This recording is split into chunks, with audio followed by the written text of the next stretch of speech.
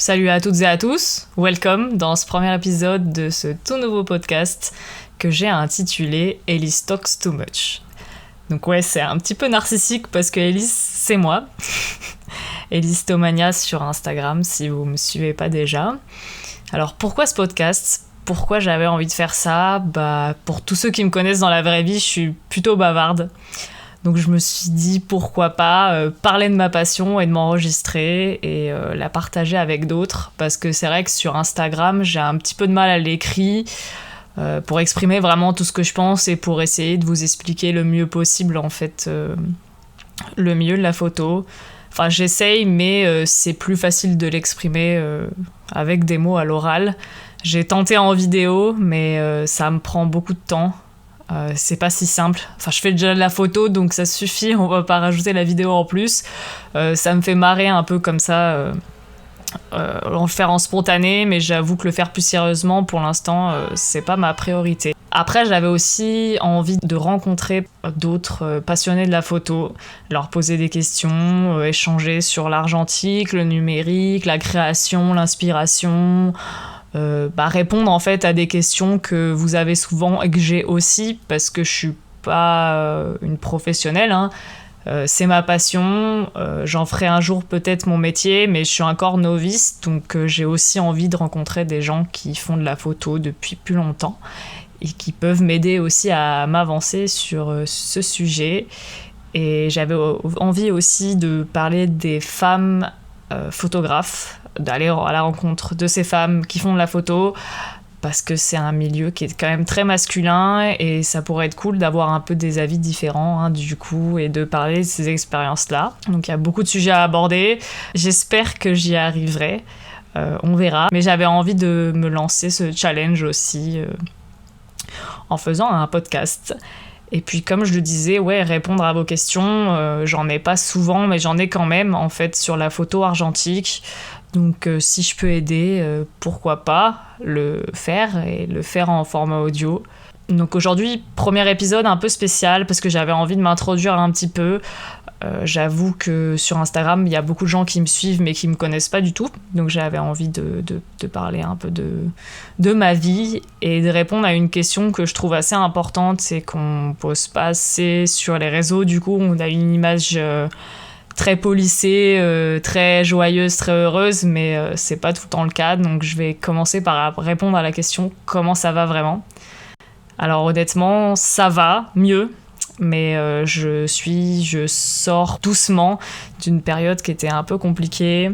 Pour pas trop rentrer dans les détails, mais pour vous expliquer un petit peu, il y a 1 an, j'ai entamé une reconversion professionnelle.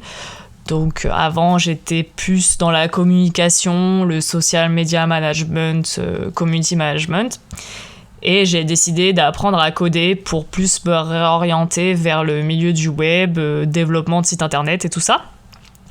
Et depuis la fin de cette formation, j'ai eu un peu de mal en fait à me lancer, à savoir quel métier j'avais vraiment envie de faire et à trouver du travail. Du coup, je sors d'une période de freelance et j'arrive toujours pas en fait à trouver du travail en CDD, CDI, en entreprise.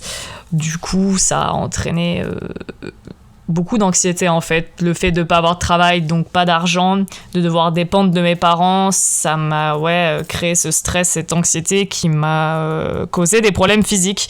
Donc ça m'a rendu un petit peu malade, donc quand on n'est pas bien physiquement, on n'est forcément pas très bien mentalement. Donc être pas bien mentalement, ça entraîne des problèmes physiques et voilà, effet boulette. Mais ça va de mieux en mieux là, j'avoue que j'ai des propositions de travail qui arrivent, plus ou moins. Ça aboutit jamais, mais au moins, il se passe des choses. Je suis à temps partiel dans une boutique de vêtements. C'est pas la folie, mais au moins, j'ai un petit complément de revenus et ça me permet d'arrêter de penser qu'à la recherche d'emploi. Et heureusement, j'ai la photo, ma passion, qui me motive au quotidien, qui me donne envie de tester plein de trucs, rencontrer des gens... aller encore plus loin, et je sais qu'un jour je serai dans ce milieu-là, de toucher à la photo, travailler avec des gens dans la photo. Je l'ai toujours un peu fait, mais je préfère prendre de l'avance en fait, le faire en passion pour qu'un jour ça en devienne peut-être, j'espère, un travail. Mais je sais que ça prend du temps, qu'on commence par des projets qui sont pas forcément très bien rémunérés, qu'on se perfectionne. Et c'est ce que je fais maintenant. J'essaie de trouver mon style et aussi techniquement de devenir meilleur. Mais voilà, c'est pour ça que j'avais envie d'en faire un podcast, de partager cette passion. Mais ça va aller de mieux en mieux. Je sais que c'est une période, enfin, on a tous des périodes où on se cherche et on est un petit peu perdu. Et je sais que j'ai encore la vie devant moi et que c'est normal de pas savoir où on veut aller. Et ça, je pense que j'ai eu du mal à le comprendre en fait. Je me disais, c'est pas normal à 25 ans de se faire encore aider par ses parents, de pas avoir un vrai job stable depuis plusieurs années. Mais non, en fait, chacun a une vie différente et chacun a son rythme. Et moi, j'ai cette période de creux. Donc, ok, ça commence à faire long, mais je vais m'en sortir. Et il faut essayer de rester positif. C'est sûr que c'est compliqué, surtout quand on vit seul. Mais je vais y arriver et ça peut aller que de mieux en mieux. Donc il faut garder espoir et merci à tous en tout cas d'être là. Je sais que ma communauté, c'est que des chiffres et c'est que des réseaux sociaux, mais c'est hyper important quand même d'avoir ce petit soutien, d'avoir vos messages, de répondre à mes questions. Rien que de me suivre et de liker mes photos, c'est vrai que ça motive en fait. Ça confirme que mes photos sont cool et que vous aimez mon travail. Je le fais avant tout pour moi, c'est clair, mais pour moi, dans la photo, je pense que ça pourra être un autre sujet de podcast, mais pour moi, dans la photo, c'est surtout pour que les autres apprécient. En fait, si je fais des photos, c'est pour que d'autres personnes soient aussi touchées par mon travail. Et le fait d'avoir de plus en plus de retours, ça confirme que mon travail, il est qualitatif. Enfin, c'est comme ça que je le perçois. Mais voilà, je vais clôturer un peu cette question et je vais répondre à vos questions donc, qu'on m'a posées sur Instagram. J'ai déjà fait quelques petites vidéos en story, donc je vais pas forcément revenir dessus. Je vous invite à aller voir dans mes stories à la une. Et je redétaillerai peut-être dans d'autres sujets de podcast si ça vous intéresse. Mais là, c'était des questions un peu plus personnelles auxquelles je vais répondre. Donc, quelles études as-tu fait ? J'ai fait des études hyper classiques. J'ai fait licence information-communication à Nice, dans le 06. Puis j'ai déménagé à Lyon pour faire mon master en communication des organisations. Et du coup, j'ai fait une formation professionnelle l'année dernière, un bootcamp de 2 mois où j'ai appris à coder. Voilà, au niveau de mes études, rien de très foufou. Comment t'es-tu mise à la photo ? Alors là, très bonne question. Je pense que ça remonte à assez longtemps. En fait, dans ma famille, tout le monde fait de la photo. On a vraiment cette culture d'avoir des albums photos. Je pense que tout le monde a un peu ça, mais voilà, tous les ans, à Noël, on va passer des heures en famille à regarder les photos d'avant. J'ai toujours eu mon oncle, ma mère, ma tante, qui faisaient des photos, en fait, tout le temps, pendant les vacances, réunions de famille et tout ça. Donc c'est sûr, ça aide un petit peu, en fait, à avoir envie d'en faire. Puis j'ai mon cousin, Maxime Imbert, dont j'en parle assez régulièrement sur Instagram, qui est photographe, lui aussi, qui est photographe, lui, 2 métiers, et il m'inspire un petit peu, et je l'ai toujours vu aussi faire de la photo, donc ça m'a toujours un peu intéressée, en fait, depuis plus petite. Puis ça a commencé de façon un peu tradie, quand elle était plus jeune, on prend les appareils photo des parents, on se prend en photo entre copines, entre potes, rien de très sérieux, mais ça fait quand même un peu toucher à tout ça. Puis en fait, l'argentique, quand on était plus petite, ma mère elle nous achetait des jetables avec ma petite sœur, donc on s'amusait pendant les vacances. Puis après, en grandissant, on se prend en photo entre potes, comme je le disais. Et j'en faisais de plus en plus, mais je me disais non, la photo aujourd'hui tout le monde peut en faire, c'est impossible d'en faire son métier. C'était une passion, mais j'avais un peu mis de côté parce que je me sentais pas légitime, comme toujours. Puis c'est vrai que c'est en arrivant en master à Lyon que j'ai rencontré d'autres personnes dans le milieu de l'audiovisuel qui faisaient de la photo et de l'argentique. Donc j'avoue que je me suis dit pourquoi pas, je me suis acheté un petit appareil photo compact et j'ai testé comme ça et j'ai trop kiffé. J'ai retrouvé ma passion que j'avais mise de côté. Puis après, de fil en aiguille, j'ai rencontré en fait des gens qui étaient passionnés par la photo aussi, et du coup, à deux, on se motive à faire plein de photos, et puis je me suis rappelé de ce rêve de gosse de vouloir faire de la photo. Et je me suis dit, vas-y, let's go. Et quand j'ai vu que les gens appréciaient mon travail et me poussaient un peu à aller dans ce terrain-là, je me suis dit, allez, let's go. On va foncer un petit peu plus. Mais voilà, on va dire que c'est comme ça que je me suis mise à la photo. Ça commence par la famille, puis ça finit par un rêve d'enfant qui se transforme en réalité, en fait. Prochaine question que j'ai eue, c'est pour quand l'expo et est-ce que tu aimerais avoir une galerie ou quelque chose dans le genre plus tard? Alors, pour moi, l'exposition, aujourd'hui, je trouve que j'ai pas assez de photos d'une même série, en fait, enfin d'un même thème, qui ferait une série plutôt intéressante. J'ai tellement de photos que j'ai plein de photos à droite à gauche, mais j'arrive pas à les assembler pour faire quelque chose qui raconte une histoire de constructif. Peut-être que je me trompe, mais je me sens pas forcément prête à le faire maintenant. Puis une expo, ça coûte quand même un peu d'argent, parce qu'il faut imprimer toutes les photos, les encadrer et tout ça. Et ce n'est pas du tout ma priorité, mais je pense qu'un jour, j'en ferai. Et avoir une galerie, je pense pas, mais j'avoue que ça pourrait être trop cool un jour d'avoir une sorte de studio photo mélangé à un coworking, mélangé à un labo photo. J'avoue que ça serait un rêve...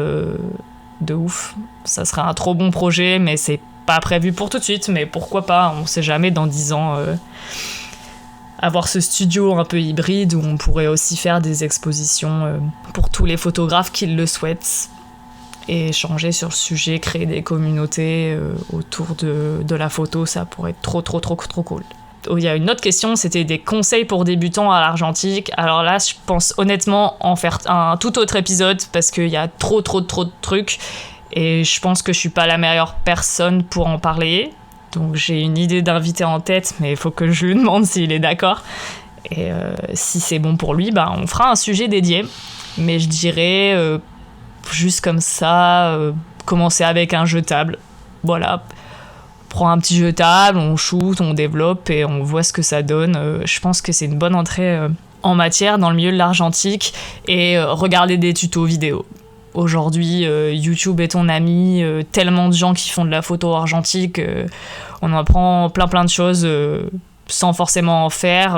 On regarde quelques vidéos, ça introduit bien à la matière, les différents formats, comment ça fonctionne un petit peu... pas forcément rentrer dans le technique, mais voilà, connaître les deux types d'appareils photo, les pellicules qu'on utilise et tout ça, c'est toujours bien de se renseigner un petit peu un minimum. Donc après, rien à voir, Stéphie qui m'avait posé la question, mon prochain tatou. Écoute, je ne sais pas. J'ai plein d'idées, mais je ne sais pas lequel sera tatoué en premier. Je pense que j'ai envie de me faire tatouer un san.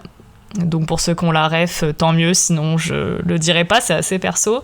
Sinon, je pense qu'un jour, il y aura forcément un appareil photo, bien cliché, un oiseau, assez personnel aussi, qui représente ma maison de famille dans le sud. Il y a un oiseau qu'on voit tout le temps, enfin bref. Je suis désolée maman, mais un jour, il y en aura beaucoup plus que maintenant. Mais c'est pas du tout ma prio, je pense que je vais acheter du matos photo avant de me refaire tatouer. Et la suite pour moi, quelles sont mes prochaines étapes en photo ? Du coup, faire un podcast, continuer ce podcast, m'y tenir un petit peu, rencontrer plein de gens et surtout apprendre plus au niveau technique. Je pense qu'aujourd'hui, c'est vraiment un peu... C'est pas mon point noir, mais j'ai encore un petit peu de mal niveau des réglages et tout ça.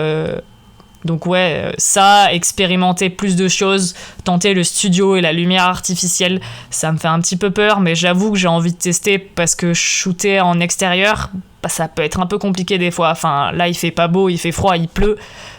J'aimerais pouvoir faire des photos en intérieur, quoi. Donc apprendre ça, tester une nouvelle pellicule, trouver un appareil photo qui me convient, parce qu'aujourd'hui mon matériel, c'est pas que j'en arrive à bout, mais j'ai un boîtier qui est très lourd, qui pèse plus d'1 kilo si vous voulez savoir. Donc j'aimerais bien un appareil un peu plus léger qui me convient aussi bien que celui que j'ai déjà. Et après, shooter pour plus de marques aussi. J'avoue, commencer à me faire un petit book un peu plus rempli, tester du portrait encore plus. C'est peut-être travailler sur ma vision artistique aussi.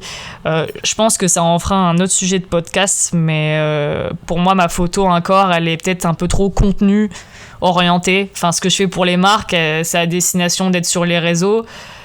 Et j'ai pas encore cette photo ultra artistique où je vais avoir une idée et je vais me dire bah voilà, je vais mettre une personne comme ci avec telle lumière ou tel environnement quoi. Je le fais vraiment sur un coup de tête, ou quand je fais de la street, je vais voir un endroit qui me plaît, une composition qui me plaît, mais j'ai rien de préparé à l'avance en fait. Donc j'ai envie de travailler aussi sur ce sujet-là, de photos un peu plus réfléchies, un peu plus construites, donc un peu plus artistiques.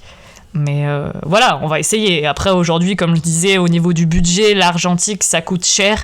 Donc je peux pas trop tester tout le temps plein de trucs parce que je suis limitée. Et ça va devenir encore plus compliqué vu que Kodak va augmenter ses prix en 2022.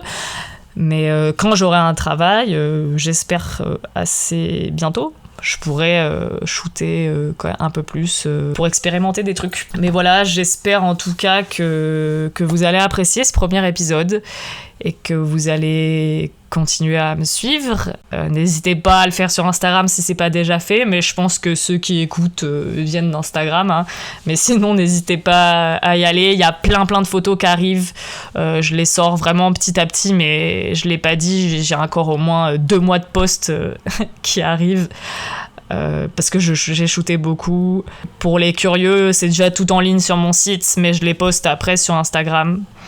Donc n'hésitez pas à aller faire un tour sur mon site elisbrun.fr. Et merci à tous pour votre soutien. J'espère que ça vous plaira. Je l'ai déjà dit, mais je le redis. Et j'espère que cette aventure de podcast va aller un peu plus loin que juste un épisode. Je pense pas, mais on va se motiver et on va continuer. Let's go. Merci à tous et à plus, hein.